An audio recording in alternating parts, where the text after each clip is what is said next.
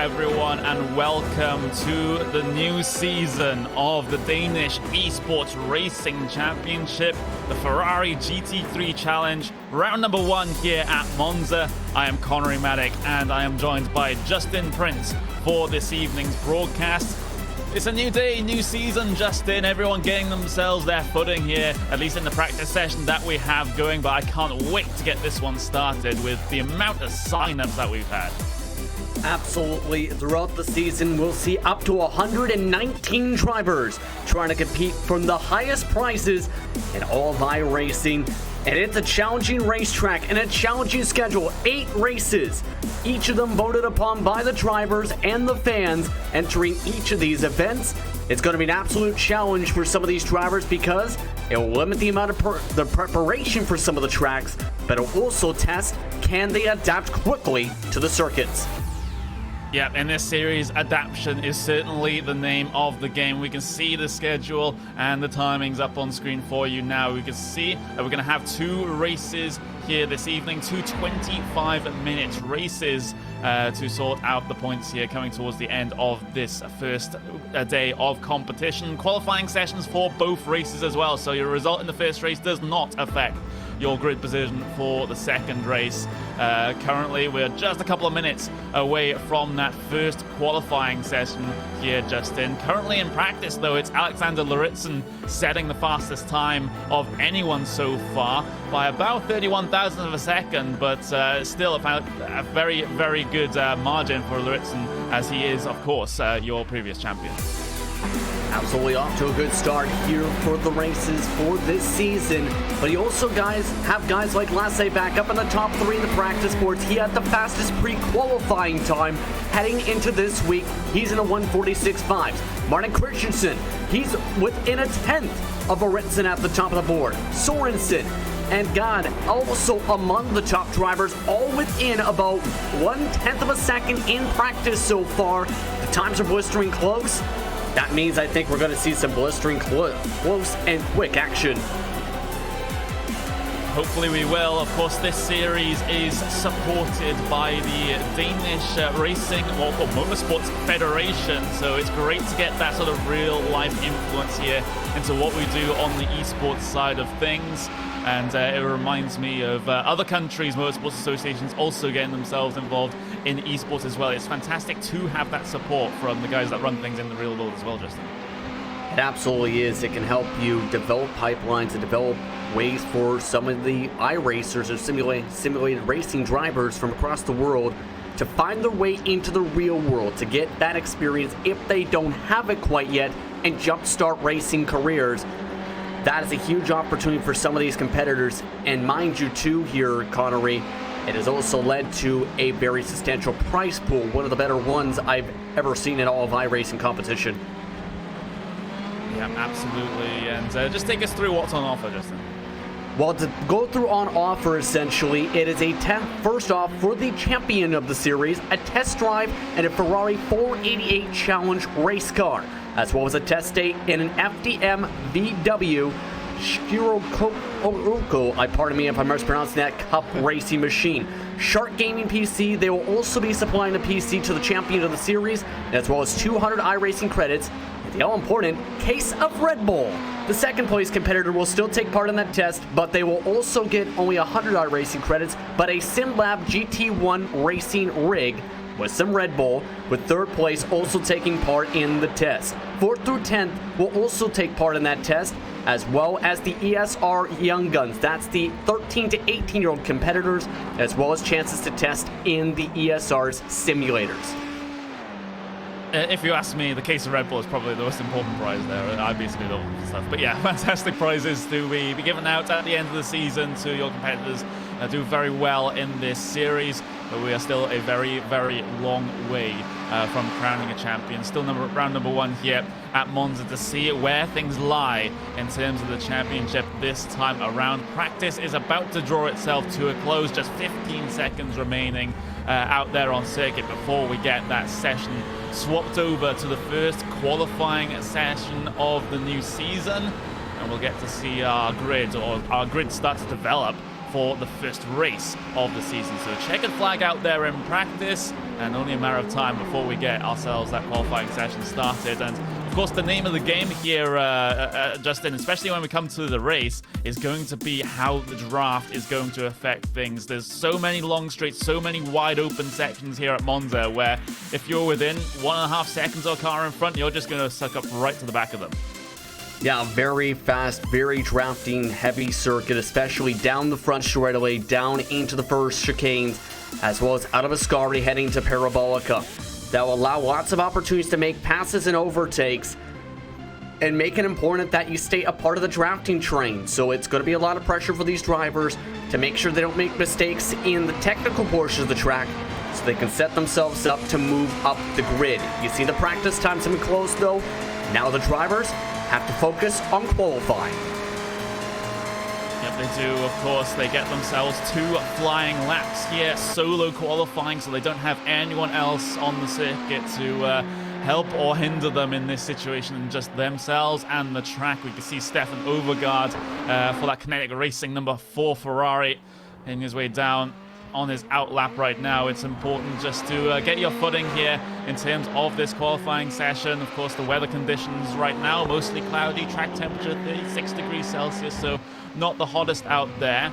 So should play host to some fantastic racing once we get the race started. But Stefan Overgaard just setting his sights now to start his qualifying lap. You have to remember this though, especially with the preseason event we've seen for these drivers.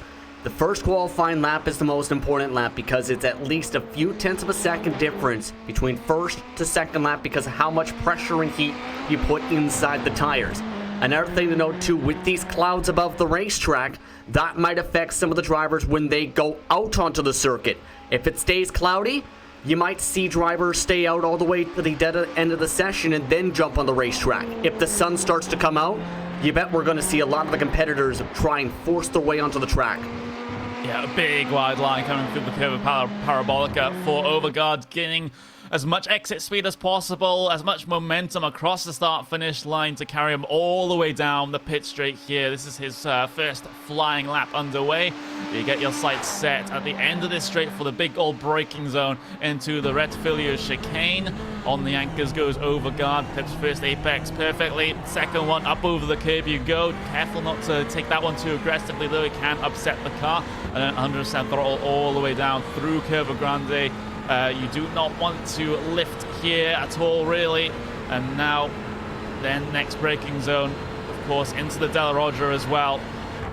Overgaard really needs to set himself a good lap time here, if only psychologically, to get himself, a positive start, not only to this race day, but to the entire season as well. Yeah, absolutely. And it's going to get interesting now because a lot of the drivers, you can see the sun has come out now. For half the circuit, the track temp, while it's still a bit cool, is now starting to kick its way back up because of that sun. So he's going to have to hope he keeps this grip level up. Keep an eye heading in from the speed here, heading towards Escari. This is a quick 8, 9, and 10 chicane complex. They will penalize drivers for dangerous driving if they cause an incident on the exit of turn 10 right here, just about. So you got to keep an eye on that during the race that time, keeping the car clean and keeping it fairly quick right now. Yeah, you've got to be careful coming out of there. Yes, you can go very, very wide to make sure you conserve your momentum, but like you said, if you cause any incident in doing so, then the stewards will look down upon it. Through the curve of Parabolica, though, towards the end of the first flying lap here for Stefan Overgaard. Christiansen's already set himself a lap time there as lap times come in. Overgaard across the line. Good enough for third place on the grid right now, but it is dead last of the top drivers that have set themselves lap times. There is the Logitech G Altus esports car of Alexander Lauritsen as he gets himself down that little back straight towards the curve of Parabolica. This is going to be probably a big statement coming out here for Lauritsen. Of course, he is the defending champion of this series, looking to get himself pole position as he goes out the final corner. You can see trying to use that green tarp a little bit, that green rumble strip to try and spread his speed up here. This is his opening lap, so he's trying to get as much of it built up as he can at the start and finish line, up to 158 miles an hour on the speed gauge. And it's so important to try and make sure you get the technical corners right because that's where the best of the drivers are going to pull away. This time taken nice and calmly, just around 43 miles an hour to keep himself out of the sand, run along that rumble strip just a little touch, not to unbalance the car, then speed his way heading towards the second chicanes. Lauritsen taking a while to get out there in terms of his outlap. It was almost 5 minutes on his outlap, so that is certainly an interesting one for Lauritsen, but he's off on his flying lap right now. But of course, with that sun up, that means that that track temperature is just going to creep up just a little bit. So the best place to set your lap times arguably was at the very, very start of this session. But Lauritsen, you'll just have to put that out of his mind now as he heads his way through that second Lesmo. You've got to be careful, especially with this, with the recent patch that iRacing have had, where they really tightened up the off tracks coming off of the two Lesmos in the middle of the lap. If you step the foot out of line there, you're much more likely to get yourself an instant point. But up into the Ascari chicane then for Lauritsen. Logitech G Altus esports car, look at that, it's beautiful livery. Of course, it's one of my most favorite liveries in the entirety of iRacing. If you watch any of our endurance broadcasts on Raceport TV, you'll definitely know that. I tend to mention it quite often. But into the final corner now for Lauritsen. Currently 1 minute 35. They're heading his way through there. It's a 1 minute 46.1 to beat. That was the lap time of Martin Christiansen. But now Lauritsen across the line. What lap time is he going to be setting? It's a 1:46 P8 there, so that is going to be, well, cycled down into P7 at this stage. So Martin Christiansen will hold on to provisional pole position for the moment, but this qualifying session certainly isn't over. Yeah, this is a different Martin Christensen, first off. But before you ask, there are two Martin Christensens with the same name. This is Martin D. Christensen you're seeing on your screen. But second, I mentioned this just at the start of the qualifying session. If the clouds stayed out, we'd see drivers wait towards the end. The thing is, because that sun came out here, Connery, that track position kicked up so much and so quick, I think even quicker than some of the drivers may have estimated. That allowed that 7 to 8 tenths of a second difference from the start of the session to the end of the session now for anyone on their first laps. You said it yourself, the start of the session was the best time to go in this case, and you're seeing that example up on that pylon. Yep, we are. So the number 6, Martin Christiansen, provisional pole. The number 30, Martin Christiansen, yet to set a time, but that one will be sorted out in just a couple of moments as that number 30 gets its way through the Curva Parabolica. Important to get on the power early there, take as much track on the exit as possible, carrying all the speed down the pit straight, and now a 147.3 for Martin D. Christiansen gets himself up to P25 here for the start of the first race. We have the number 77 heading their way across the line, good enough for 28th there for Christian Hoog. And now it's going to be Alexander Luritzen. He's on his second lap here, his second flying lap.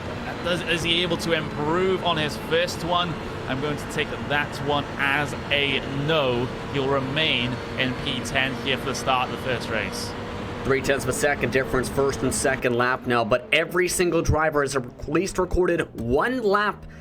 The difference when you look at the pylon, and we'll see this with the race starting grid, about 2 seconds from the pole to the 30th position. For those that are seeing the series for the first time, they had to also compete in pre-qualifying here to make sure they can get into the top session for this series to start the season.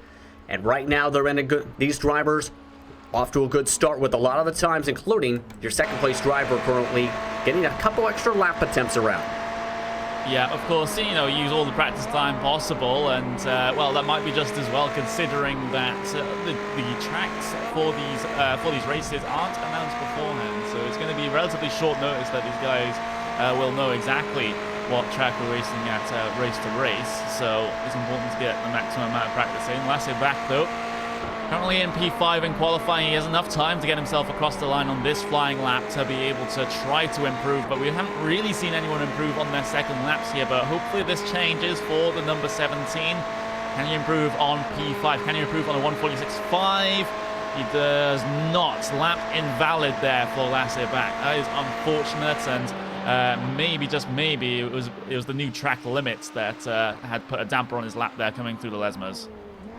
Yeah, absolutely, potentially there. If you look back at some of the laps, you mentioned it yourself, if you get a little bit too much over, you know, and it's only draw that incident point, he's going to jump off the racetrack here, but it should be a competitive first race of the season here, Connery. These drivers have all set up themselves in their grid positions. I believe it's time to look at those starters, though.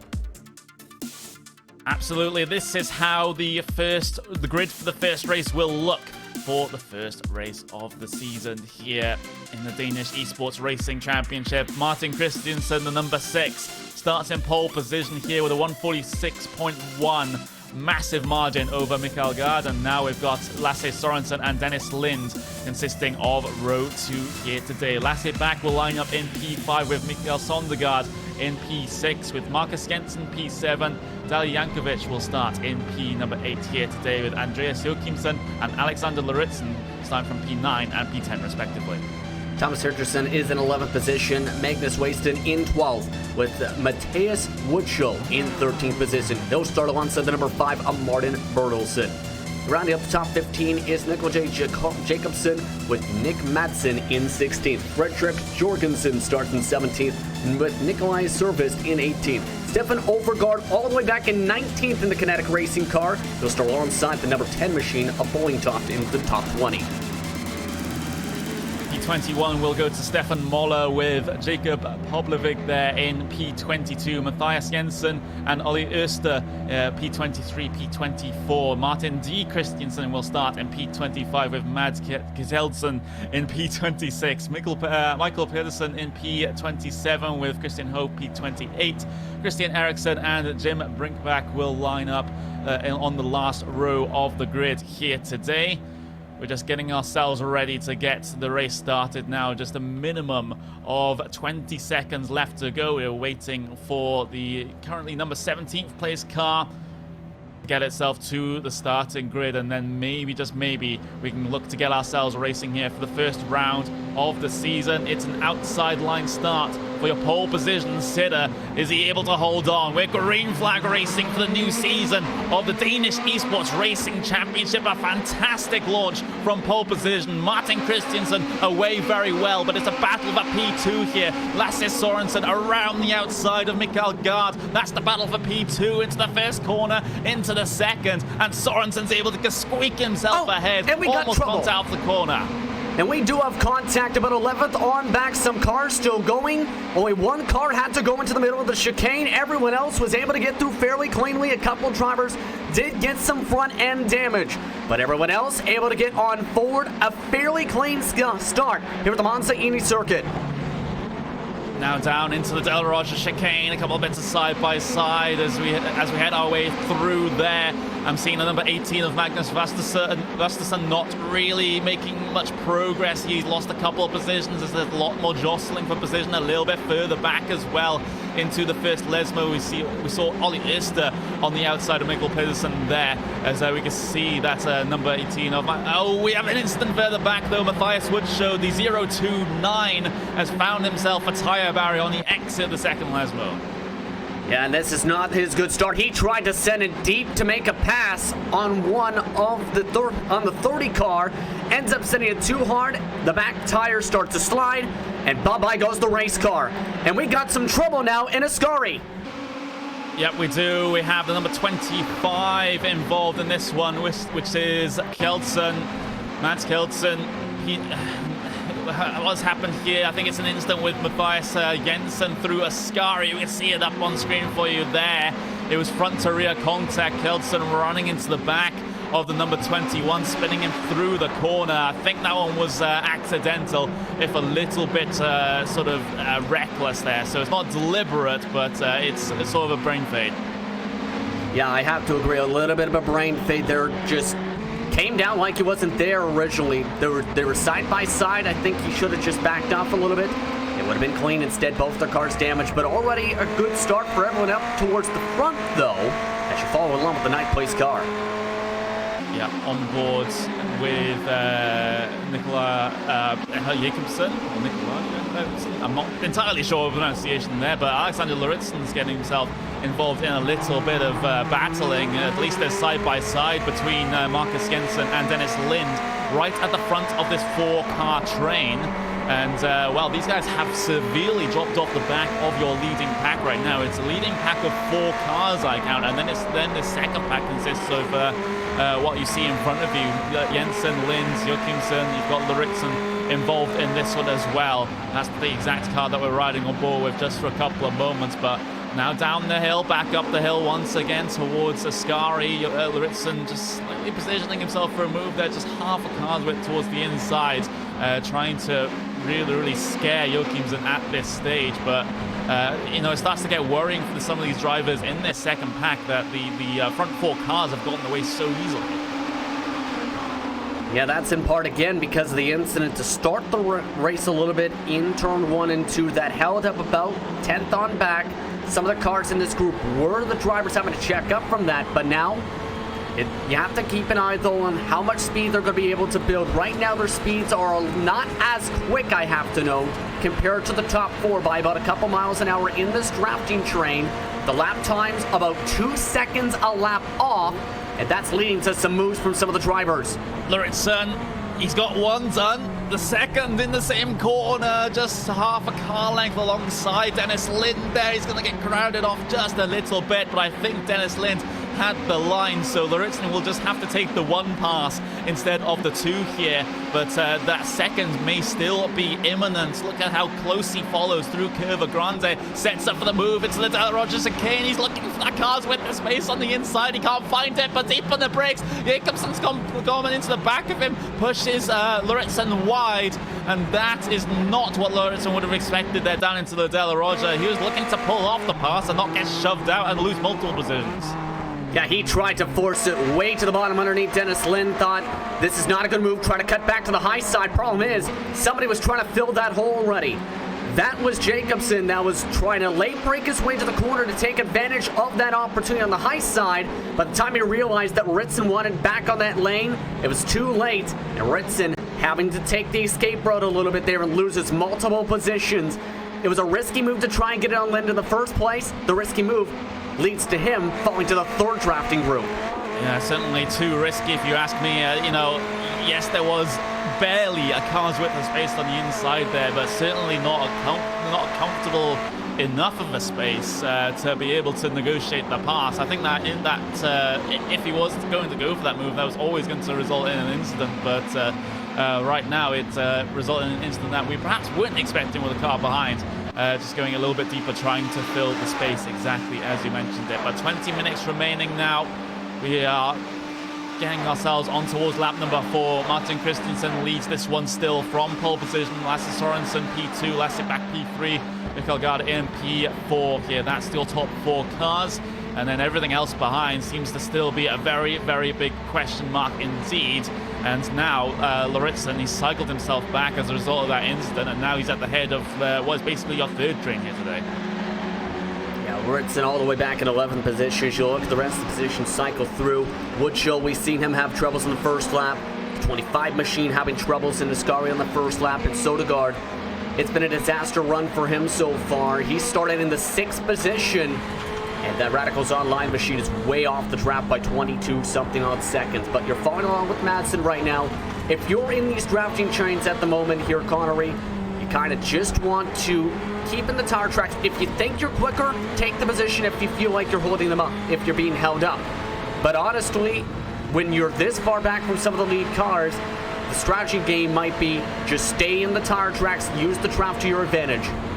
Yeah, I think that has to be the case here, especially inside the first half to around about 3/4 of this race. Maybe take a couple of tips from those guys that were running in the TCR car this week here at Monza. Just keeping those draft packs close, just keeping them in contention, and then just have an absolutely bonkers final 6 or 7 minutes or so. But we're still a long way from that point here in race 1, 18 minutes remaining. As we're riding on board with number 18, Magnus Vasterson. Currently looking behind, you can see that car of Andreas Joachimsen. You've got Nick Madsen as well, who's closing in at a rate of knots. So Madsen might be in a good position to make the move over that orange Ferrari you can see on that rear camera.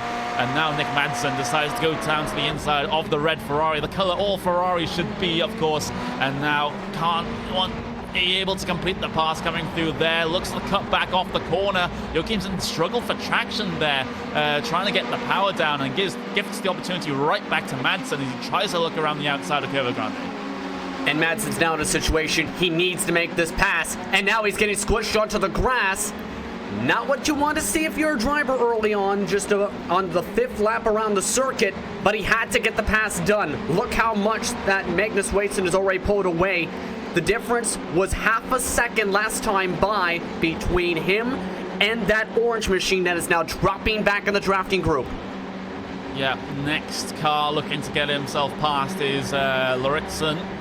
So the driver of number 1 looking to recover after his bit of an incident down into the Della Roja. Certainly not his fault, but it has put him back a good couple of positions here. Was running in that sort of second train, but now he has to scrap for positions just to get inside of the top 10. Going to be locking himself onto the back of Joachimsen here, though. Joachimsen started P9, currently runs in P10 here, so now is still running exactly where he started, perhaps exactly where his pace is, but Lauritsen certainly not after what was a relatively poor qualifying, at least poor compared to what we expect from him, trying to work his way back through the field now. Is just having a little bit of a look here. It's just looking towards the front of the field to see if anything was happening up there, but it seems like this is where the action is going to be at here. You can see the block all the way to the pit wall further back there. That was Silvest pulling off the defensive move, but here comes Lauritsen down the inside of Joachimsen into turn 1. He's overdone it on the brakes. No, that's absolutely perfect. He's got 2 down into the first chicane. What is that? That is a dive bomb, and that is how, if you want a perfect one, you showed that example there. He's seen the opening, he took it, and made the quick pass, knowing that he might have been faster than Madsen. Madsen, I think, knows he's faster, just checked up there. Should note, though, with Joachimsen, remember that incident I referred to on lap 1, turn 1 and 2? I believe Joachimsen was one of the cars involved in that in the Ron and Sport machine.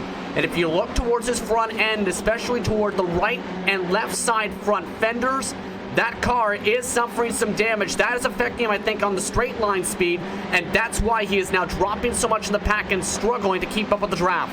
Yeah, aero damage really affects you around here. The increased drag certainly doesn't help when you're on the throttle for so much of the lap.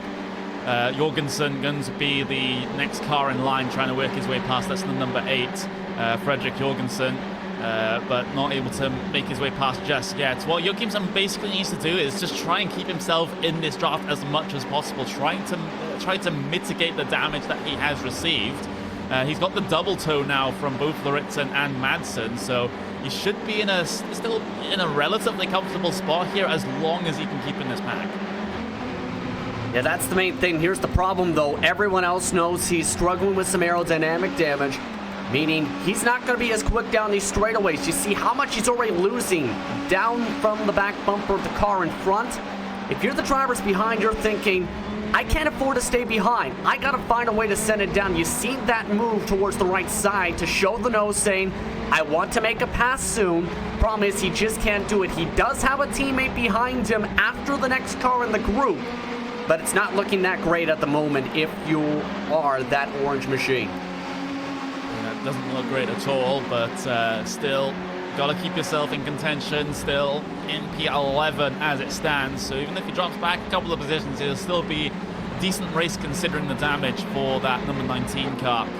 Looking back to the front of the field, though, because Martin Christiansen lost position very recently. Actually, on this last lap, he's been cycled down into P3. Lasse Sorensen now leads this race from Lasse back. So what has happened here to Christiansen? I believe it was through the De La Roja chicane. I believe it might just be a slowdown penalty that he had to serve. Yes, it was. You can see he cut over that final apex just a little bit too much. Instant penalty, you have to serve, and now he loses 2 positions from the race lead down to that final step. If you run more than half of your car above those rumble strips, you will get the slowdown penalty. You've seen he had more than 3/4 of that car in the air above that bump. Loses him a couple seconds on the slowdown, and now he's at the back of the lead pack drafting train. I think he's got some good pace. The problem is, though, the draft that we are talking about while it's been good to equalize you with the lead cars, it hasn't been enough to, say, make a complete move just based on the draft alone so far. So he's going to have some work cut out for him to try and get back, as well as Sorensen to try and retake this lead. He's still got some time, though, about 12 minutes on the clock.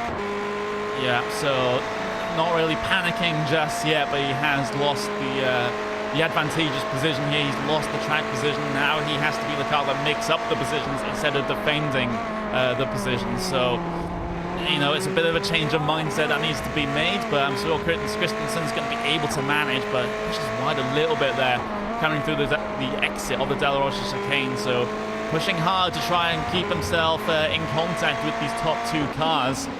As you said, certainly has the pace to do so. Pole position in qualifying by quite a margin, 3 or 4 tenths of a second right at the front of the field there. So he's certainly no slouch, but right now needs to get his head back in the game, just forget about that slowdown penalty and chase down that leading pack.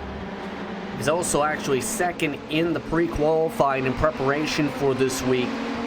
Around the 144s in that pre-qualifying, just a tenth of a second, in fact, or 100th rather, I should say, off of the man in second position.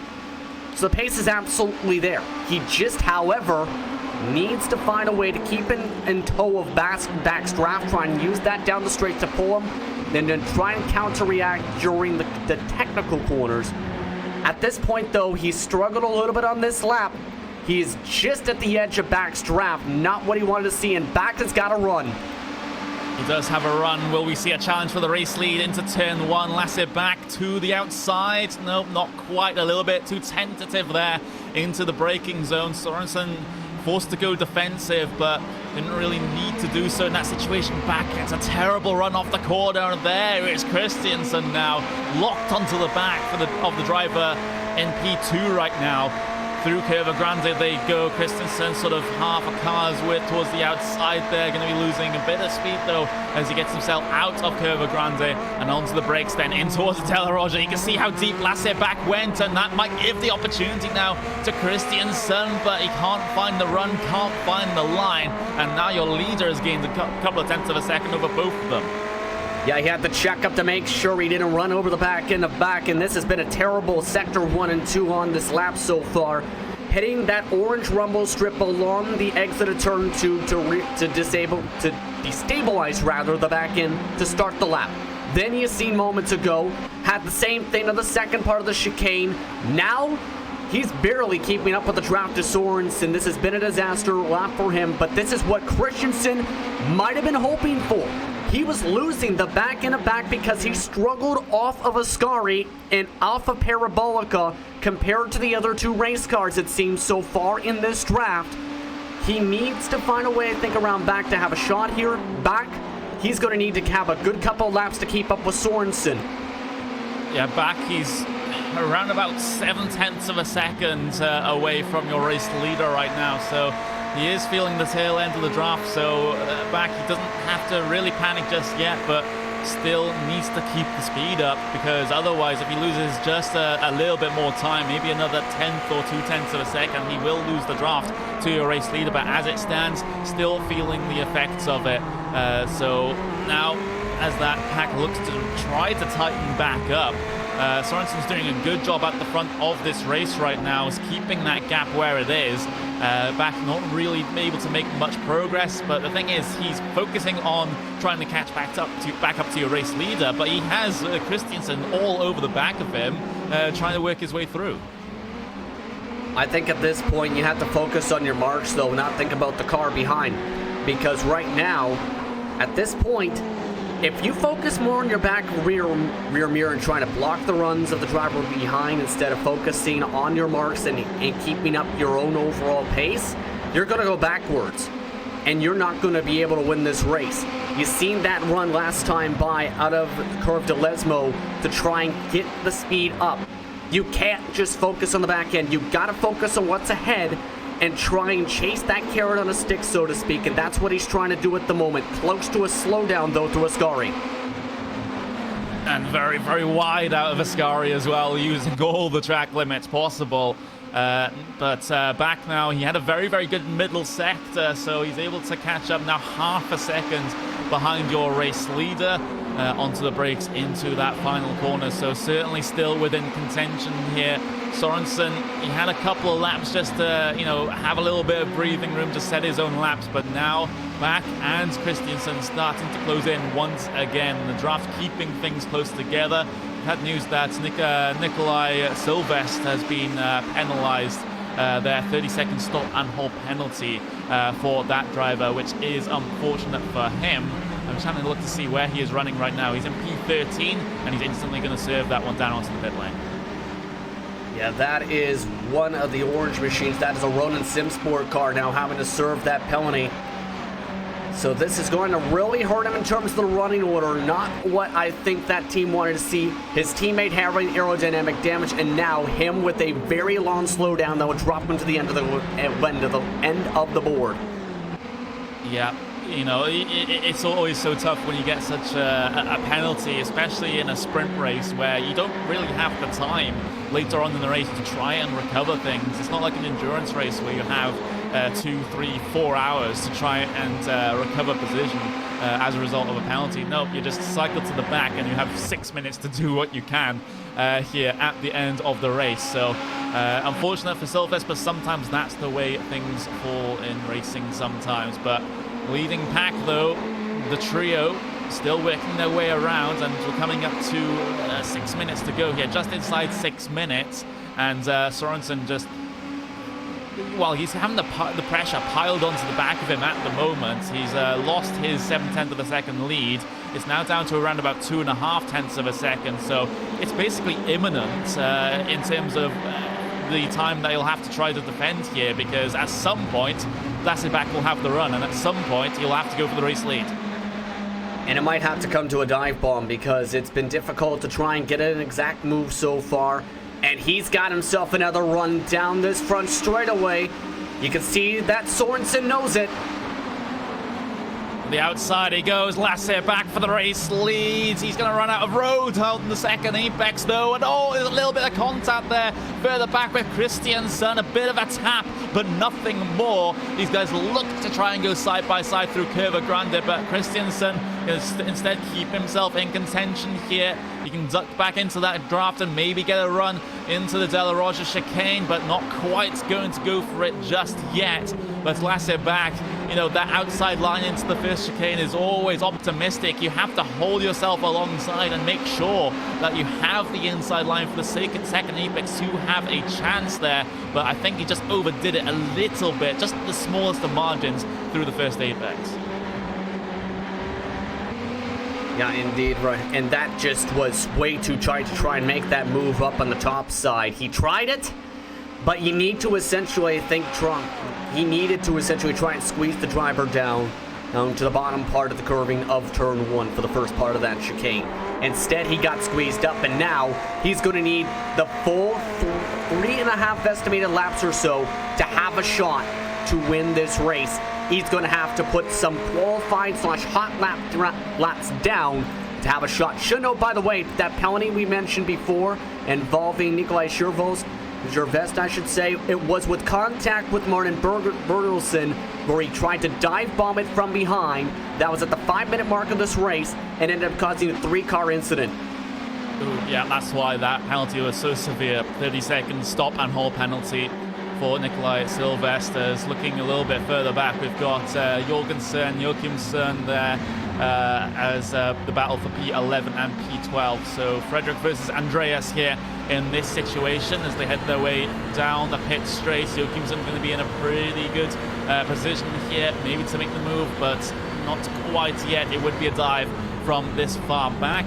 Just keeping himself closer to make the move maybe a little bit later on. So these are battling for points, just outside, getting towards the inside of the top 10 here. So still valuable points on offer.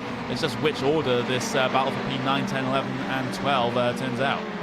Yeah, lots of valuable points still on hand. By the way, there's just been another penalty handed out, it looks like. This one to Christian Eriksson, the 29 machine, who was just involved in incident about a lap and a half ago out of Parabolica. He's now got a 30-second hold involving contact with the car that stopped behind him in the pit lane, and Jim Brinkback that ended up ending the 43 cars race. So it's a disaster for that team for this first event of the season. You see those cars down the pit lane now.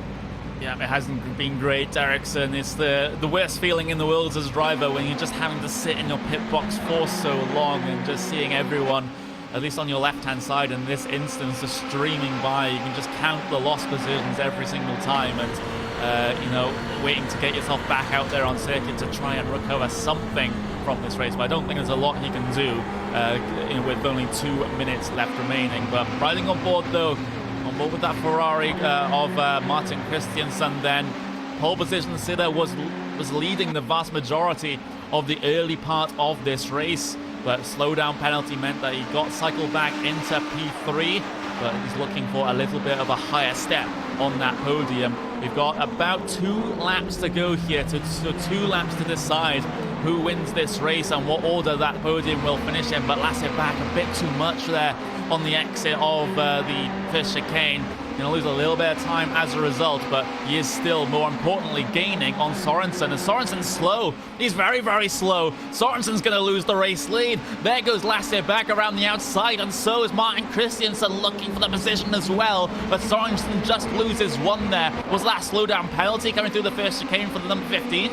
I believe so, yes. He ran a little bit on towards that curbing in the first part of the chicane. More than halfway on the car, might have had to let up, but just a touch about for that about second slow down, and now he is stuck behind back. Here's the thing though, I think Sorensen is better in sector 1 and 2. If he can get himself in a good position, he might get the pass back with under 40 seconds to go on this clock.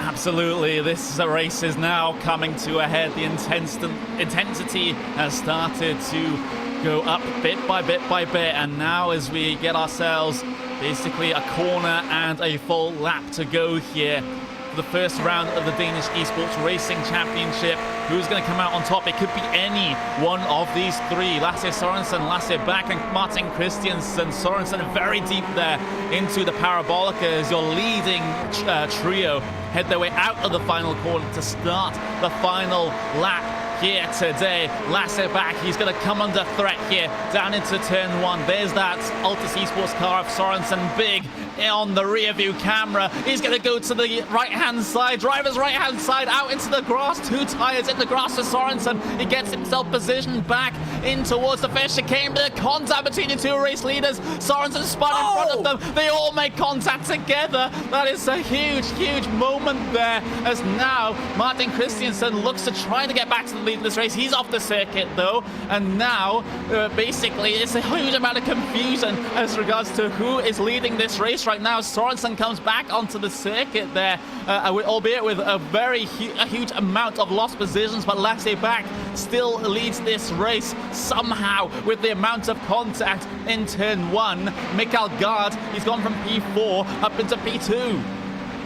I think that pushed I think just seeing one of those cars, Christensen, go above the incident limit, if I got the right car correctly in that one. But take a look, they were fighting side by side hard, and he just tried to squeeze him off, try and pulls a Formula 1 move. Instead, it ends his race, put him over top the incident limit. That is Sorensen, I should rather say. So now Bak still going. Christensen had to go into the grass into the middle of the chicane, and now it's absolute carnage at the end of this first race.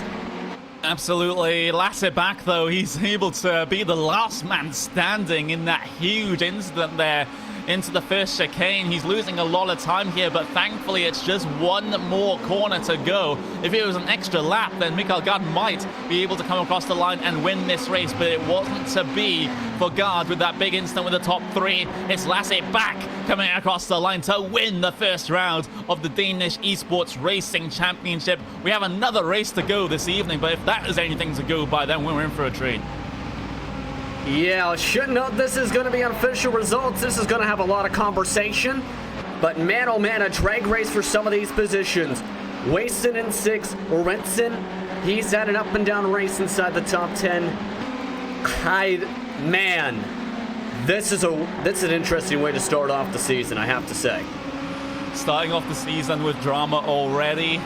Yeah, this is going to be a very interesting one indeed. The rest of the runners coming across the line at sort of the back of the field there.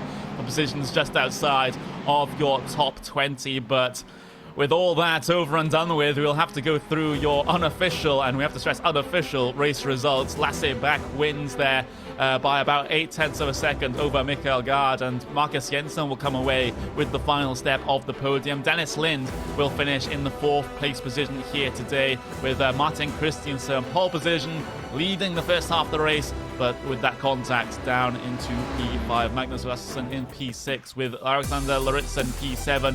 Nicolaj Jacobsen there in P8, with Nick Madsen P9, and Fredrik Jorgensen comes across the line to finish inside the top 10. Jorgensen, even with that damage, still came away in 11th spot, with Overgaard in 12th.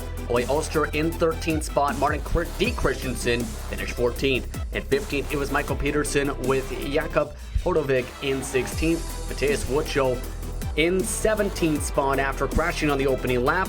Boeing top rounds out the top 18 with Dali Jankovic along with Martin Bertelsen rounding out the top 20. Should note for Bertelsen, a good recovery. He got carried across somebody's front bumper for a quarter of a lap. Yeah, it's certainly a bit of an interesting situation there. There's Mads Kjeldsen in P21, Matthias Jensen in P22, Mikkel Sondergaard finishes in P23. That's the last of your drivers on the leading lap, but Lasse Sorensen, the number 15 car involved in that incident at the front of the field on that final lap, gets disqualified from the race. Well, classified in P24. We'll have to see if he holds on to the points. Stefan Muller in P25, Nikolai Silvest P26, Thomas Kirsten in P27 with Christian Eriksen P28, and your two non-finishers here today, Jim Binkback and Christian Hove P21, P29 and P30 at the end of race 1.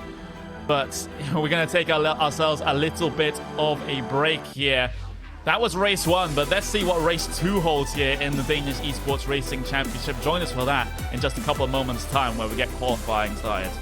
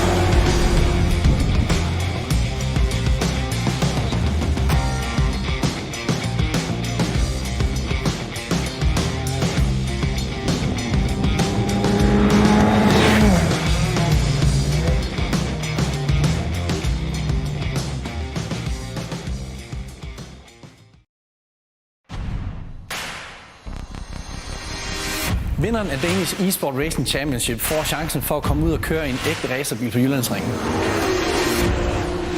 Men det er altså ikke hvilken som helst racerbil. Det er nemlig en Ferrari 488 Challenge-bil.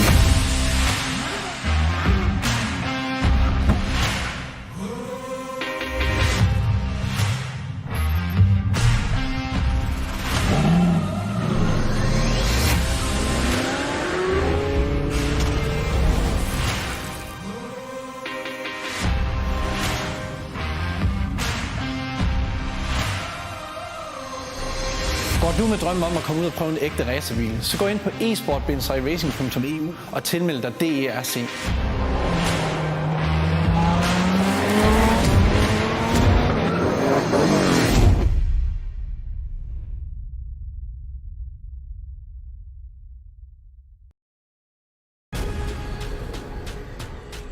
The most realistic online racing sim ever made. This is iRacing. Detailed laser scan tracks, fully dynamic, real world cars, and over 50 series to choose from.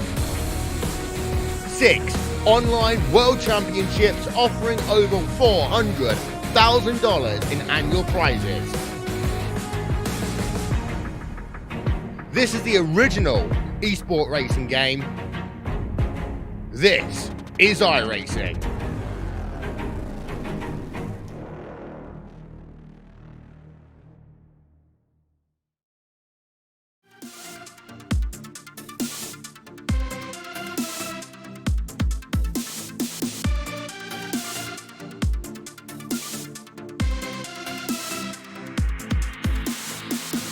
After a very crazy end to race 1, we look to race 2 here in the Danish Esports Racing Championship. But before we do so, we have another qualifying session to set the grid for the final race of the day. But before we get ourselves the coverage of qualifying, we have a driver that was involved in that 3-car incident at the front of the field. Lasse back joins us, and Justin, you have him. Yes, indeed. He came away with the unofficial race victory to start round number 1 this season. Lasse, a crazy finish to this one. How are you feeling? Well, I'll start out being really nervous, and yeah, I can't say that I'm excited yet, but because it's unofficial. but whoa, what race! Yeah, just yeah, didn't have a good qualifying, and I couldn't get the lap together. But the race, I had a really good race pace, so I was managed to get P1. But as I said, it's unofficial. Indeed. What were you thinking as you were going to the final lap, coming towards turn number 1 before the carnage ensued? I need to make a attack here, because that's the only place really I could make it. And I was just on his side when we went around turn 1, and he just kind of blocked me off or turned into me, and yeah, I can't really say much right now. Now, it's an interesting way to start off the action here for round number 1, but we're getting ready for race number 2 of the round here. Before we let you get to the qualifying, your thoughts heading into the second race to try and continue up your pace and try and show what you can do here? Just keep calm and try to make a better qualifying lap than I did last time, and yeah, it should be good, I think. Anything you want to say before we let you get to qualifying? No, not really. I think that's it. All right, we'll let you get to the qualifying grid. Some of the drivers are on the track. Thank you very much for the time, Lasse. Thank you. That's Lasse back, unofficially coming away with the race number 1 victory. Again, to note, unofficial, it was a crazy final lap of action in turn number 1 in that first chicane. Connery, that was just the first race. We still have one more to go, and the drivers are on the track qualifying for that, including Retsen.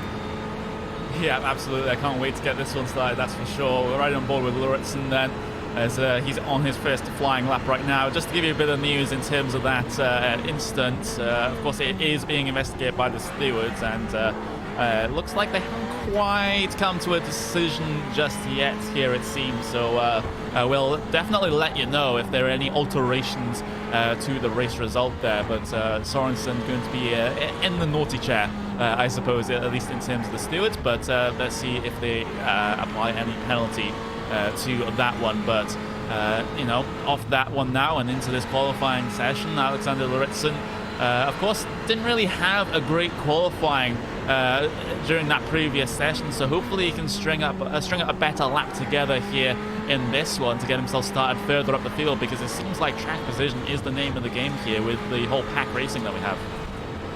Yeah, absolutely, especially making sure you don't have aerodynamic damage for 1 in that track position, 2, being able to have your car set up where you can gain speed down the straights, but also be good in the technical portions. We've seen a lot of back and forth. He struggled a little bit, in my opinion, in Sector 1 and the first part of Sector 2. He was better out of Ascari through Parabolica and heading towards turn number 1. Compare that to, say, someone like Sorensen, or some of the other drivers involved in that final lap scrum. They were better in that first chicane as well as in the second chicane and through Curve de Lesmo, while we've seen them struggle through Ascari. So it's kind of having that balance while also being able to make sure you have that draft and track position, and then taking advantage of the track position to keep on moving forward up to the grid. Yeah, absolutely. Not a great lap though for Lauritsen.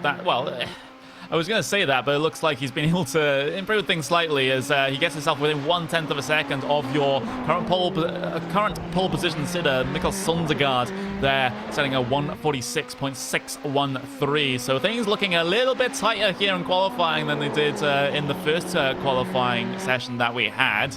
Of course, you know, with the incident time being a little bit later on, and of course the track starting in the sunlight here is going to make things a little bit more even across the board here. But Martin Christiansen, of course, he has yet to set a lap time here in that number 6 car, pole position sitter for race 1. Can he do the double here in terms of qualifying? That is the big question. He's already made an error on his first lap, so it's going to have to be do or die on the second lap here to set himself a lap time, lest he starts right at the tail end of the grid for race 2, which will be a huge change of fortune for the negative in terms of qualifying. But into the final corner then for Martin Christiansen.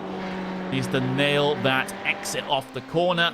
and then hope and pray coming across the line that you get yourself somewhat near those top 3 cars. What's the lap time going to be for Martin Christiansen? A 1:46.4, good enough at P2, but it was a brilliant lap from Joachimsen just a couple of moments ago to get himself to provisional pole position. And that was on the second lap for Christensen, so the colder track helping him out a little bit there. You have to wonder, though, what his first lap would have been if it did count there with that amount of pace on lap number 2 with what we've seen in the trends.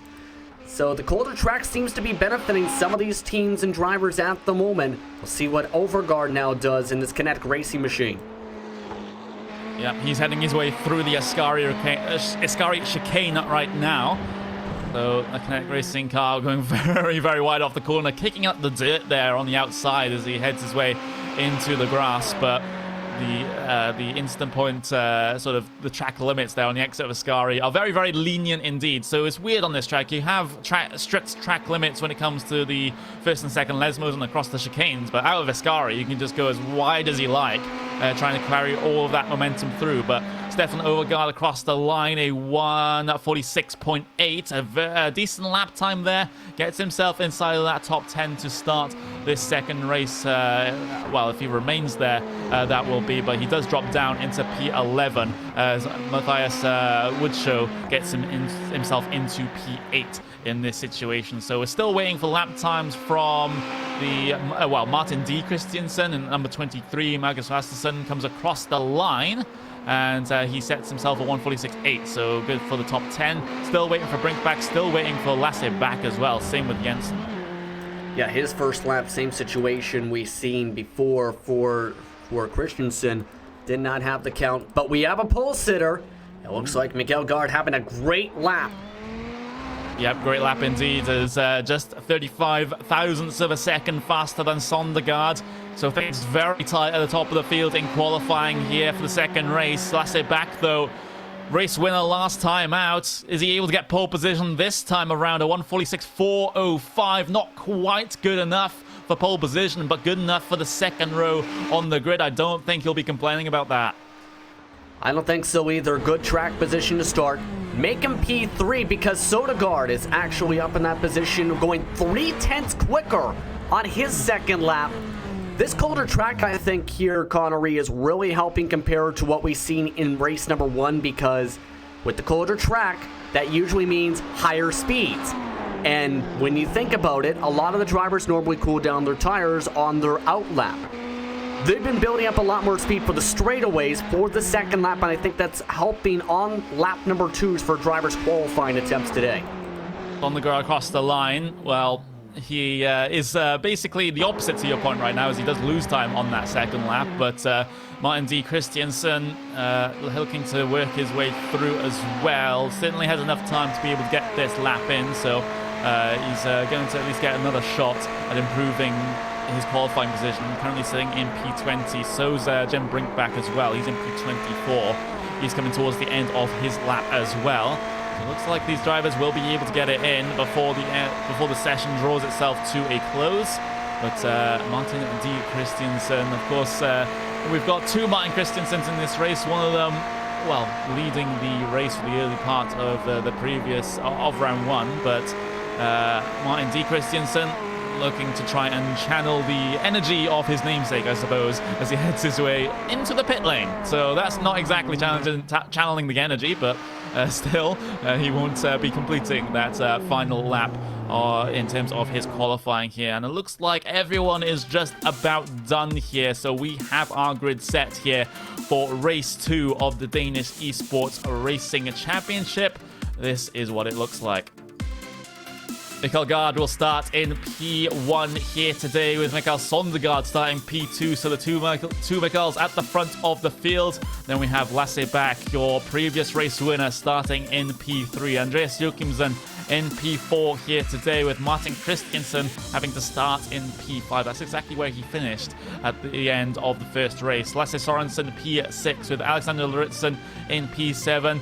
Nikolai Silvest P8, with Fredrik Jorgensen P9, and Thomas Gerson in P10. Woodshow in 11th, Wason in the 12th position. Jensen will start in 13th with a 1:46.8. Stefan Overgaard starts in 14th in his kinetic racing machine, with Nick Madsen Starting alongside Dennis Lin, a very off qualifying time for Lin in 16th. Jacobsen in 17th spot with Stefan Moller in 18th. He had some troubles in race number 1. Michael Peterson 19th. Martin D. Christensen's go-kart world machine rounds out the top 20. Yep, it does, and Dali Jankovic P21 as Jim Brinkback will start P22. Peter Bollingtoff there in P23 with Jacob Hobbelweg in P24 here for the second race. Christian Hope P25, Martin Bilson, Christian Eriksson, Ollie Oester, Mads Kjeldsen and Marcus Jensen will round out your 30-car grid here for race number 2. Marcus Jensen actually not setting a lap time, which is why he does not show up on our qualifying graphic there. So drivers now starting to take themselves to the starting grid. Can the driver of Mikael Gard repeat what the previous pole position sitter was able to do off of the start here? Repeat what Christensen was able to manage with that fantastic launch. Needs one from the outside line of the starting grid. Just waiting a couple more moments to get everyone ready and everyone set. Of course, these GT3 cars not really used to the standing starts here. It really needs quite a complicated situation coming off of the grid.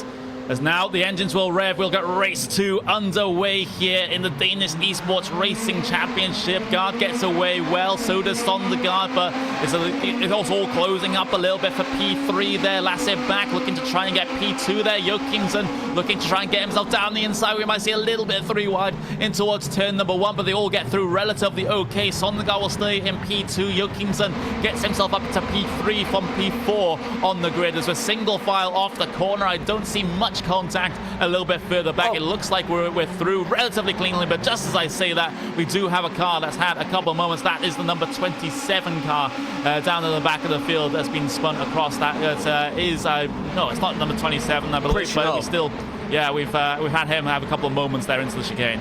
Yeah, him getting turned on the front nose that time of one of the cars. We also seen Lin take some door hits to his left side, but other than that, cleaner than race number 1 start to the event, but it was a good launch off the green lights. You were talking about how hard it was for standing starts.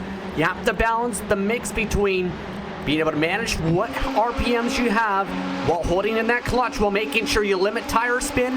That time, we've seen Gard have a really good launch to minimize all of that. Yeah, doing what he needs to do. Able to get that early advantage up to 0.6 of a second, but as we saw in that previous race, 0.6 of a second, 0.7 of a second simply isn't enough to keep the cars behind you out of your slipstream. So still a lot of work to do here for Mikael Gard as Sondergaard goes very deep into the corner there. That's a big move. We have a car spinning right at the back of shot there. That's coming through the Ascari chicane. There's a car up and over. Not exactly seeing who that was, but that's a big instant. That's the number 17 car. No, it's not. It is Nick Madsen, excuse me. It is the number 17 car, the Mads Kjeldsen, sorry, as he heads his way through there side by side with the number 2 car. That was Bertelsen. Contact off the corner and it just gets collected. That's a big moment. Yeah, Bertelsen actually, they were door baiting their way through the second part of Ascari. He just hit one of those yellow and black turtles and just launched him up in the air. And I don't think he was expecting that, and it ends up causing that incident there and flips him over. We just seen more trouble, though, in the first chicane. This does involve one of the Jensens who gets turned around, and Lind gives him a shot as well. Well, it looks like, Jacobsen is responsible for the first little spin there as Jensen. And now we got a car in the sand. That is Michael Peterson that has now been up in the sand and flipped on his side. That was actually in a battle with Lind. The 199 is now crab walking down the racetrack. Oh, that's severe damage there to that car. We'll get to see exactly what happened. That's the end of the incident there for that 199, but we'll see if we can follow it all the way through. What has happened here on the exit of Curva Grande. A big shove from a car on the inside, just coming up a little bit, and that's a heavy impact there for Pedersen, completely unexpected, and that's his race basically done. That was actually from Moller that time, who had a huge run and tried to come to the left side and ended up making contact with his left rear and sending him off to the sand trap, but While there's been aggression in the back, it's been nice and calm, though, if you've been inside the top 10 so far. That is what the leaders want to see after that crazy finish to race 1. Yep, 0.3 of a second between Gard and Sondergaard right now. But the number 24 has a little bit of a run down into turn 1. Not quite going to commit to any moves just yet. It is relatively early to be pulling off moves like that. As we can see side by side down into the chicane. That's Lauritsen and Vassersen heading their way through as there's a big shot. Lauritsen into the back of the number 4 car. Well avoided from the cars behind, though, as they're able to get themselves back going. But that's all of Lauritsen there, straight into the rear bumper. Yeah, we're going to have to take a look at this one. Was trying to make a move on Wason.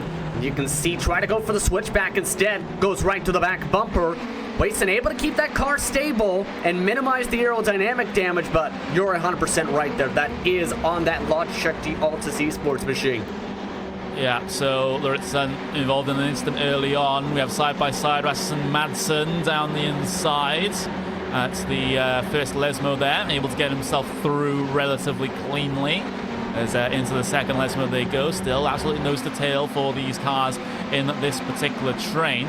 But it doesn't seem like everyone has been spreading out as much as they did in race 1. So despite the instance that we have had here in race 2, it's still kept everyone together here, with most cars avoiding the instance and not really losing all that much time. Now, right now, the lead group much more deeper compared to race number 1 at this point. In fact, at this moment, about 8 or so cars still within the draft of these two machines. But it is breaking up behind Lasse back.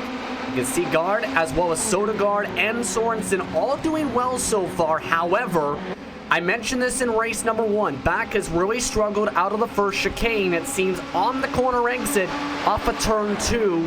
Especially, it seems, with a bit of tightness and a little bit of wheel spin even.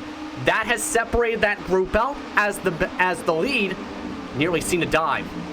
Yeah, we see a battle there as well. Lasse back having to go defensive as he tries to hold off Joachimsen. So this train is at risk, and well, it might have already split into 2 here once again. It's a leading 3 cars, but it's Gard, Sondergaard, and Sorensen in that trio this time around. Joachimsen trying to work his way through, and Lasse back. He knows it's go time, unless, well, he risks losing that podium trio right now. Back very, very sketchy off the corner. He's going to lose a bit of speed here on the way into the first Lesmo. Joachimsen heads his way down the inside, a bit of door rubbing through the middle of the corner, but all's good there as Back has to surrender. He has to lose position, maybe look to gain it back on the way up towards Ascari as he keeps himself within that slipstream. Look how close he's keeping himself towards that orange Ferrari there. Joachimsen, he does have a teammate that's looking to get himself involved as well. That is Martin Christiansen looking to work his way through, as here comes Christiansen then around the outside at Ascari. That's not quite going to work there. Close quarters action here in the sort of battle for P4, 5 and 6. Yeah, and you can see there Back, I feel like he is best through Ascari out of Parabolica and set up for straight line speed, and that's why he's struggling so much off the corner exits. However, Christensen's aggressiveness to try and make something work through Ascari nearly put him at risk by having Sylvester go to his left side. And now Sylvester, he's got the better drafting angle to try and make a move on him. So Christensen going to have to be very aggressive down this front stretch.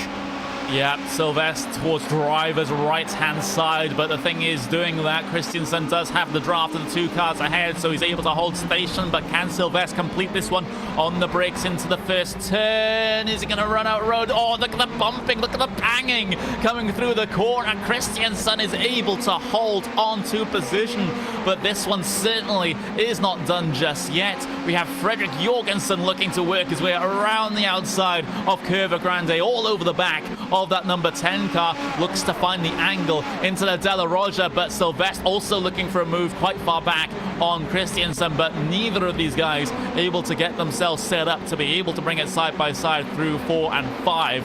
But now things have calmed down a little bit. That was an interesting fracas between all of those drivers. Yeah, you've seen Sylvester in that battle with Christensen. We mentioned in race 1 a little bit. Some drivers will try and push the air off the racing line, force them to check up. We haven't seen drivers, though, willing to do that in the first chicane, and that has led to a lot of bumping and banging. But I'm going to be curious to see what happens between Joachimsen and Back, because you've seen the lights flicker on Back's car. I think Back wants to try and make a move, same as Sylvestre, trying to defend Jorgensen. Yeah, Sylvestre really under threat. He has a little bit of damage to the rear right of that Ferrari, but I don't think there's any bodywork sticking up in the air at odd angles, so he should be good in terms of the drag. But still, Jorgensen going to attempt a move around the outside at Parabolica. He's going to lose a lot of speed doing so, though, so he might come under threat from Hirison behind, as here comes Jorgensen. Then he has the draft, now steps out of it to try and get past Sylvestre side by side across the start finish line. They go as Sylvestre tries to give him the squeeze on the entry towards the chicane. A little bit of trading paint, but Jorgensen, he gets spinned. Such a high speed incident. He's going to come back across the track as well. Oh, right in front. Oh, that's so close. That was almost a massive instant. Lasse back, he needs to change his trousers. Okay, so we got to break this down in a couple different ways. First, you got Sylvestre turning a driver. Then, you got Jorgensen not holding the brakes here and nearly taking out the group of that pack. 3-4 different cars took the access road thinking they were going to cause the big one. Look at this. He didn't slow down. I don't even think he shifted out of gear yet, and barely misses taking out the field. That is a multi-layered incident. That's how many. You see the cars going through the access road thinking that would have been even worse. That nearly destroyed Back. Yeah, that is incredibly dangerous as well. So I think the stewards will look, even though his car is destroyed at this point, I think that he's a little bit further action. That's so dangerous to not even attempt to slow the car down into the chicane. Yes, you're on the grass there, so your brakes aren't really going to help all that much. But these cars, you know, they're GT3 machines. They have ABS.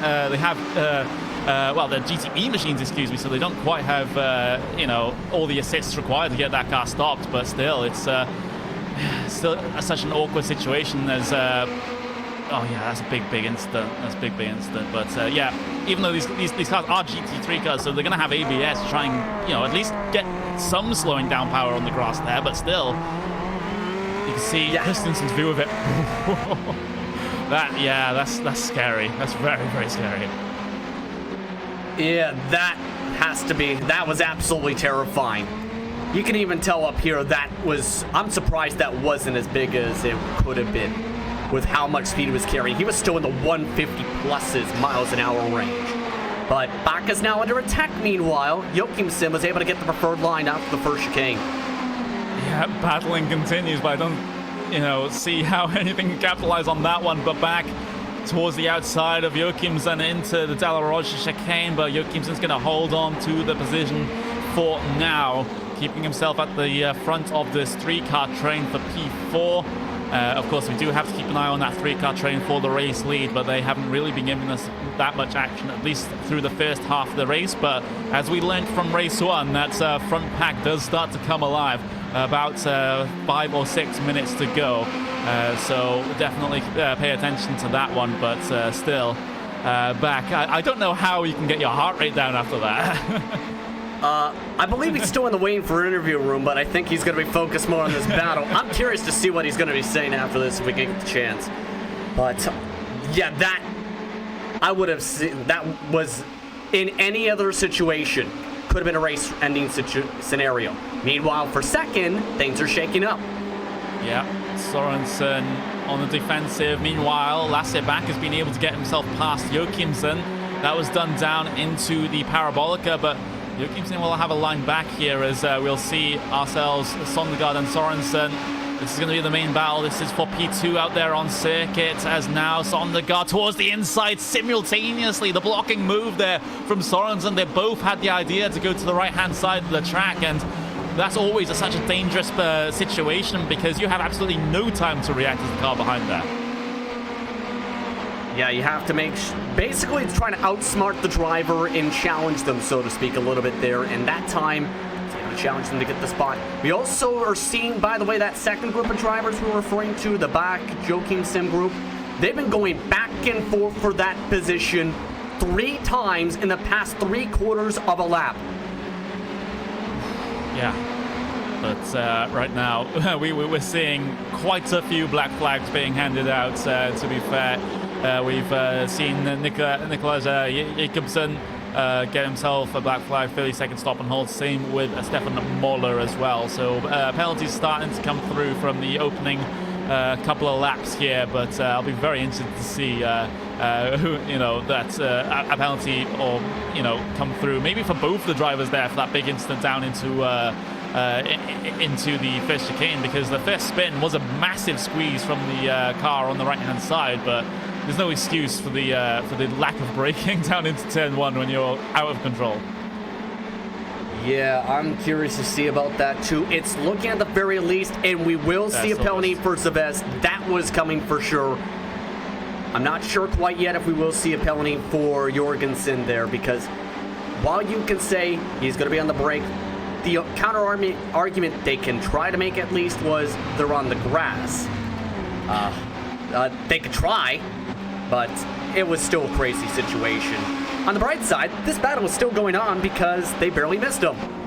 Yeah, absolutely. Joachimsen still going and still trying to hold on to the position, but back has him this time into the first chicane. So back to the front of the train then.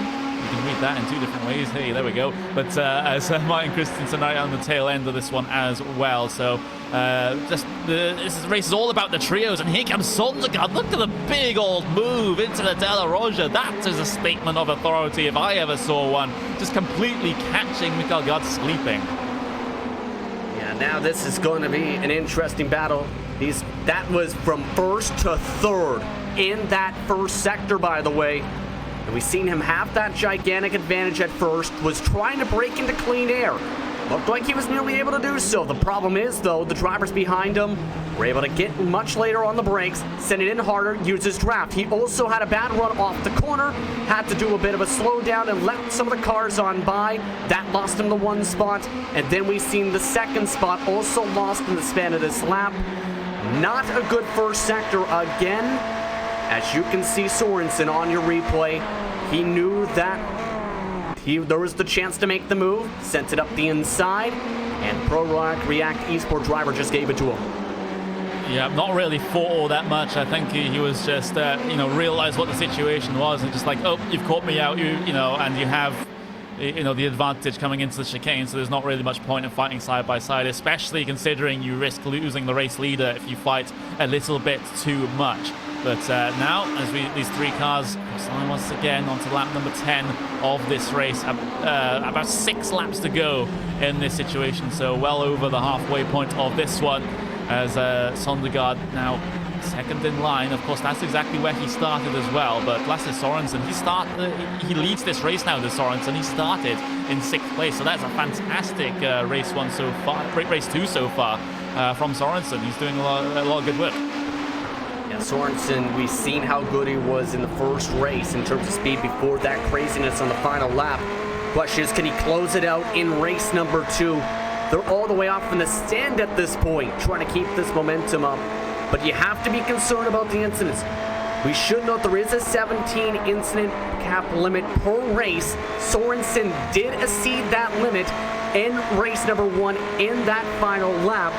In that madness. You don't want to do the same thing here by taking too many X's by going off into the sand traps. Yeah, you have to be so careful. Sorensen, though, a P1 would be, the best recovery possible after a DQ in the first race due to that incident limit, but needs to get himself to that checkered flag. Even the top 3 finish would still be relatively comfortable for him, but every single racing driver wants to win the race, not come second, not come third, as Sondergaard, a little bit of a weaving move there down in towards the braking zone for the curve of Parabolica, but the gap stands at about 3.5 tenths of a second between your race leader of Sorensen and Mikael Sondergaard at this stage. But we've still got Mikael Gard. He was leading this train just a couple of moments ago. He's going to decide to work his way back through in just a couple of moments time as well. You can see Sondergaard, he's playing the mind games right now. He's doing these little darts towards the inside into these braking zones, just really trying to catch Sorensen out. Yeah, I think he's just trying to say, I'm here, I'm showing my nose, I want to try and make a pass, and it's going to be coming soon. And trying to basically psych Sorensen out. Trying try and get him to maybe overreact to the corner, think that there's a dive bomb going to be coming when it really isn't going to be doing so. If he can get Sorensen to fall for that, that might open up the opportunity based on a bad corner exit. And that's what he's basically trying to do. Play psychologically, try and make things smarter and not harder. Yeah, you really have to take a little bit more of a tactical approach to racing like this when the draft is prevalent. It's basically playing a game of chess, but you're going, what, towards 300 kilometers an hour coming down the end of the straights here. Yeah, that's certainly a bit of an interesting situation as you can see the positions gained up on screen for you now. Sorensen up 5 positions from where he started, currently leading this race, but the biggest mover, at least inside the top 12 there, is Jankovic there, down in P number 12. He's gained 9 positions on where he started, so a good race for him, avoiding all of the carnage in the mid-pack and towards the back, and he's able to get himself into a pretty good position to finish this race too. But now I think this is basically the stage now where things start to heat up for your race leads here, Justin. Everyone's just getting a little bit tighter, a little bit closer to each other, and it's only a matter of time before the spark just lights an inferno. Yeah, especially with 4 estimated laps to go and only about 5 minutes and 20 seconds on this clock. That's still a lot of time for things to happen, so to speak, because we've seen drivers take a few laps to set up potential passes, and I think it's going to come down to that. Can you set up the perfect opportunity after a couple laps and then make the move when it counts? If you do it too early, it takes you and potentially the driver behind you out of the chance to try and take the race lead if you're Sodergaard and Guard at this moment. If you're Sorensen, you have to be prepared for a potential dive or a potential aggressive move if it comes down to it. We've seen it a little bit in the first chicane. Sodergaard now showing even more expression of he wants to try and late break his way in to see if he can get the speed and carry it forward. He's getting very close off the racetrack, trying to keep in the back straight, drafting train.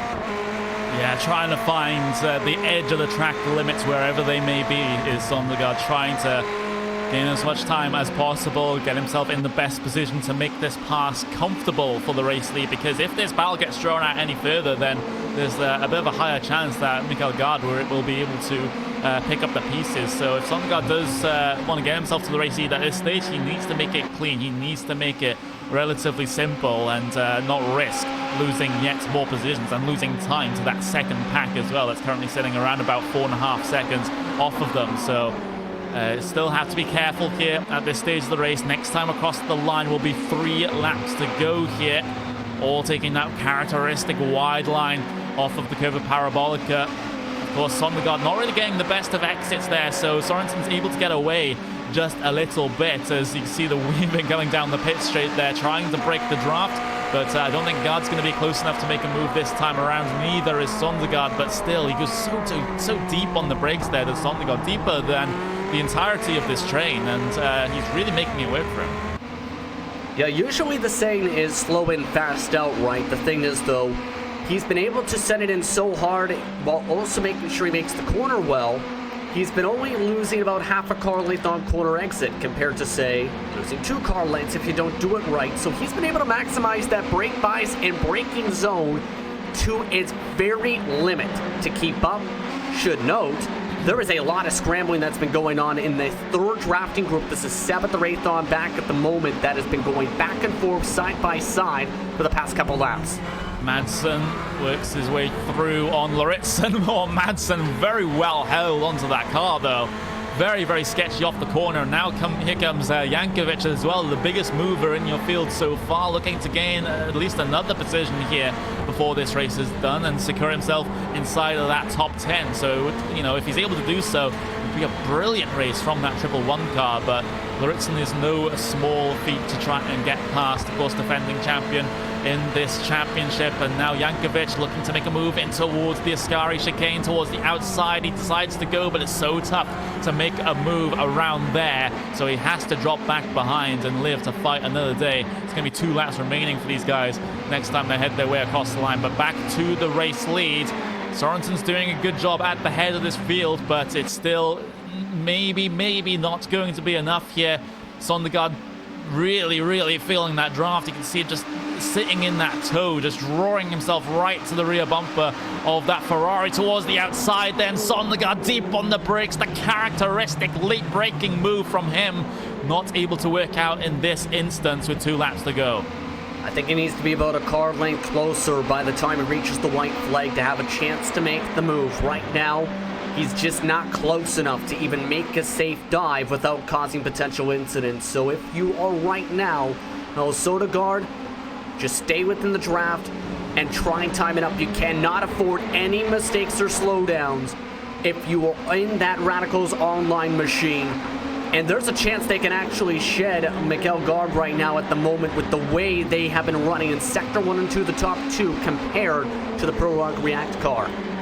Yeah, they've been very quick indeed, but in this instance, Gard's going very wide out of the second Esmo, so he knows he needs to keep himself in with a chance here.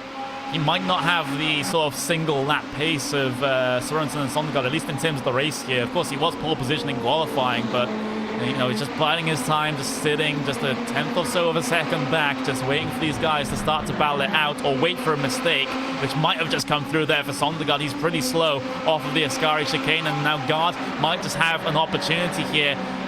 Penultimate lap, penultimate time coming through the Curva Parabolica. Still, any one of these 3 cars can come across the line and win this race, but Sorensen, he's gained a lot of time on this past lap. He'll have a big buffer here down into turn 1. And it's going to become the question, do you risk it to try and win the race, or do you take the points? This is the furthest Sorensen has been up in front for about a few laps or so now, from second and third. It's going to be a true test. It looks like Sondergaard going to try at least one more move to try and get back in the draft. I don't think it's going to be enough. He's going to need a mistake from Sorensen to have a shot. Yeah, he basically, that bad run of Ascari has really made his chances pretty low in terms of winning this race, but he's still in position to try and capitalize on any mistake. And maybe if he's able to put in a brilliant sort of qualifying style lap here, he might have a chance coming up through towards Ascari, through towards the Parabolica. But right now you can see him launch himself up over the curb there to Sorensen, trying to find every single bit of time possible. But Sorensen is just looking like a rock at the front of this field right now, just keeping himself on the grey stuff, keeping himself in contention for the race win here. Mikael Gard, third in line, hasn't really been able to do much of anything. Sondergaard has been better on the brakes in almost every instance here. But right now, coming up towards the Ascari chicane for the final time, Sondergaard still not in a position to try and make a move over your race leader. So Sorensen might just have this one, especially as Sondergaard pushes wide out of the Ascari chicane. And here comes Mikael Gard then for P2 on the circuit. The race lead has gone away from them, but Gard still senses an opportunity to try and grab that second step on the podium. Has to go for the wide line coming through the Curva Parabolica. Does he get the momentum off the corner? Lasse Sorensen will come across the line to win race 2 here, but it's going to be close for P2, but it's only a car length in it. Sondergaard will hold on to P2. Mikael Gard will have to finish on the third step of the podium, but very well done. Brilliantly run race there from Lasse Sorensen. He will win race 2. Yeah, Lasse back still holds on for 4th, but a surprising one from Dennis Lind. He has had a quiet day. He comes across the stripe in 13th.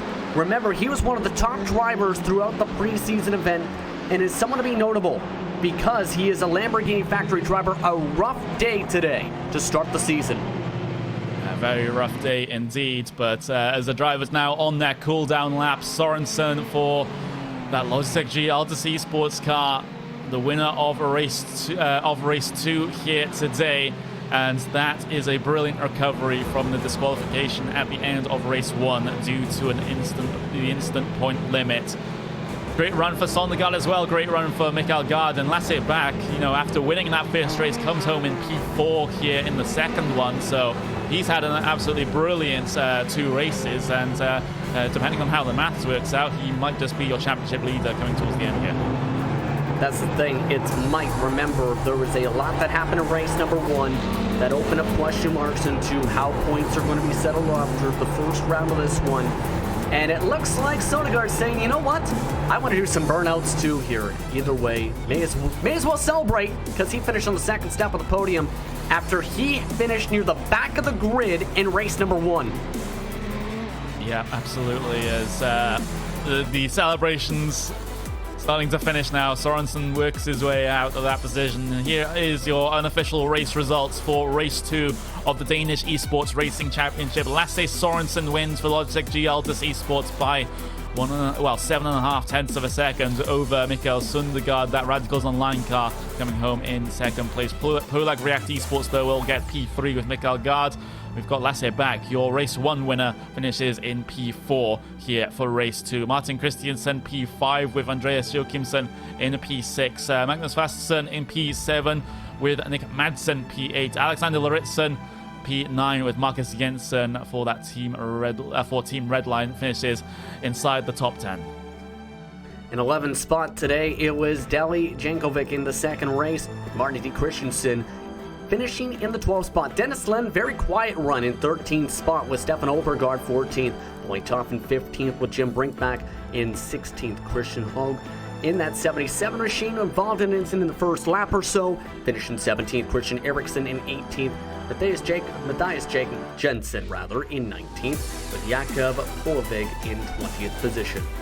Fredrik Jorgensen finishes P21, and he had probably the most scary ride of anyone in this particular race, as Ollie Oester finishes in P22. Martin Bilson P23 with Nikolai Silvest after that penalty finishes in P24. Nicholas Jokobsen in P25 as Matthias Woodshow in P26. Stefan Mola will be your final driver on the leading lap.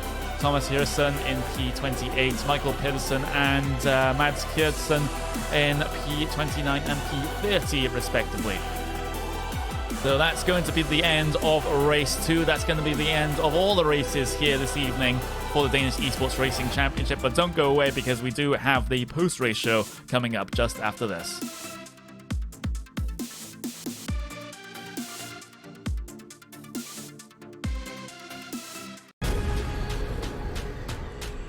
The most realistic online racing sim ever made. This is iRacing. Detailed laser scan tracks, fully dynamic, real world cars, and over 50 series to choose from. 6 online world championships offering over $400,000 in annual prizes. This is the original esport racing game. This is iRacing.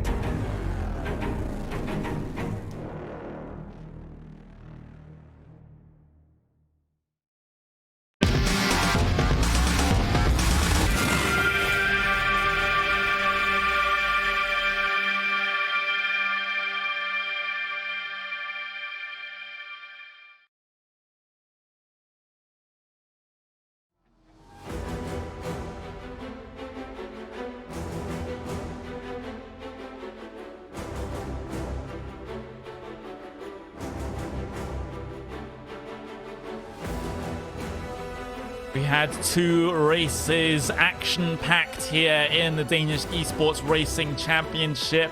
But Lasse Bag and Lasse Sorensen, the 2 Lasses, will win each of the 2 races here today in the first race day of the new season of the Danish Esports Racing Championship. I'm Connie Maddock, and I'm joined by Justin Prince here for the post-race show.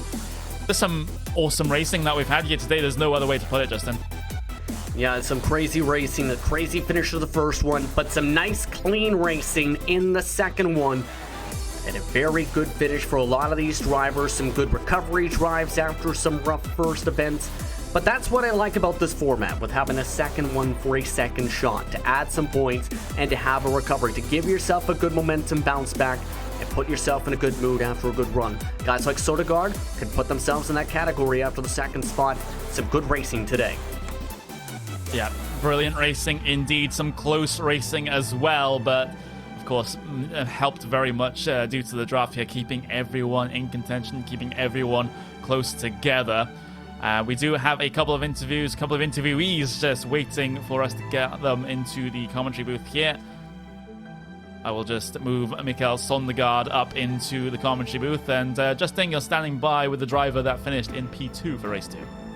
Miguel, you're coming off a good race in race number 2 for this first round after a rough first race. How are you feeling after coming away on the second step of the podium to end off round number 1? Hello guys. Yeah, it definitely feels like a good revenge for the first race. I'm definitely I'm happy about that. That's good enough for me, I guess. Now let's talk about the fight for the race victory here between you and Lasse Sorensen. What was going through your mind trying to size yourself up? Were you trying to focus on points, or were you trying to focus on the victory? What was your main goal overall, though, in terms of trying to set them up for how you wanted to make the pass? I think everyone that's competing in this series, like, before the race start, they were like happy with top 5 or something like that, but when you're in P2 and you're like 3/10 off or 2/10 off P1, you get hungry and want to chase it down. But Monza has all that kind of strategy as well, so you need to like build it up for the last lap for him not to strike back in the slipstream. So I was kind of building it up to the last lap, and then I made a driver error and lost the chance, unfortunately. But as I said, P2 is good enough and very good points.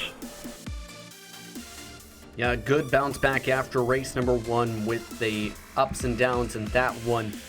Of course, still 7 rounds to go, though, for a chance at the grand prizes for this season. What's your team's approach heading into the next portions of the schedule? We definitely need to put that sort of time in it as we did this time, because the first round really showed off the field in this series. It's really tough competition, so you really need to put in some effort to be in that position. So we're developing a lot and look a lot of telemetry and stuff like that. It's the small margins that does the difference in these kind of fixed races. So we will try to do so much work as possible to always be a step ahead. I'm glad you actually mentioned a fixed setup portion. It was discussed a little bit by some of the viewers watching along. How difficult is it to adapt to that? Because some drivers, it's been described by many as it separates the good drivers from the great drivers. To be able to adjust their style to the setup. How difficult was that for you?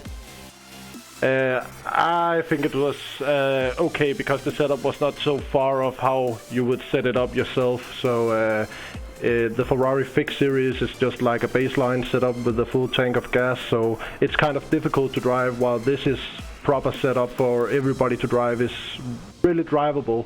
So it's not too understeery, and it's not trying to kill you when you're trail braking and stuff like that. So I think it was very good, and I really think that people adapted to it really quick, and it was fun for everyone to drive. So that was very good this time.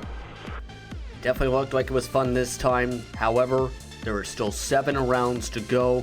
Tracks such as Suzuka, Circuit de Catalonia, Spa de Francorchamps, the Circuit of the Americas, amongst the different tracks that could pop up in the rotation. Is there anyone you want to thank, though, before we let you go here today? Yeah, definitely want to thank my teammate for all the help with tips and telemetry and stuff like that. Really helped me a lot to find the last bits of the lap times. Thank you very much for the time. Congratulations on second place in race number 2. Thank you, guys. Bye.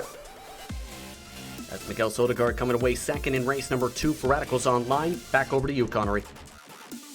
Yeah, fantastic work indeed. As we see, of course, when it comes to this sort of racing, he brought up a very good point, and it's one that I mentioned during the broadcast as well. You just have to play this, this sort of strategy game, and I'm not talking about pit lane strategy. It's talking about track position strategy at a draft track such as Monza. You know, you want to be in the best position possible at certain times, and that doesn't necessarily mean you want to be ahead at certain points, but very well worked race there from Mikael Sondergaard, and I can't wait until we get ourselves the next race of the season, which, as at a track we do not know and the drivers do not know, so there's not much promotion we can do when it comes to that, but I'm sure if it's anything like the racing that we've had here today, then it's going to be brilliant regardless. I think so too, but it also is up to some of the fans watching along on where it can be voted upon, I believe, through the ESR's Facebook page to try and determine the next racetrack. And as I mentioned a little bit there, the track variety includes a decent mixture of circuits. You've got some draft tracks, such as Bathurst, especially with the long stretch down the hillside. You got Cirque du Villeneuve on the schedule. You have Silverstone as an option. The Circuit of the Americas. We could also see Circuit of Catalonia, one of the newest racetracks on the iRacing service, pop up on the rotation there. There's a good mixture of racetracks that can challenge either drafting on the circuit and having a good mix of straight line speed with some technical turns, or challenge the drivers as a whole throughout the entire tightness while not having the draft to rely on. So it's going to be interesting that which track pops up for round number 2. Of course, round number 2, 27th of November, same time, same place here on the Esports Racing channel. I've been Conor Maddock, that's been Justin Prince. We've had Hugo Luis up behind the scenes, just pushing all the buttons to make all the broadcast cameras and graphics happen. And those track cameras provided to us by Istvan Ballo. But that is going to be all that we have time for here on the Danish Esports Racing Championship. Round number 1, race 1, race 2 are in the books here as we look to get ourselves set for a season full of action here in the Danish Esports Racing Championship. We'll see you guys just in a couple of weeks' time. Goodbye.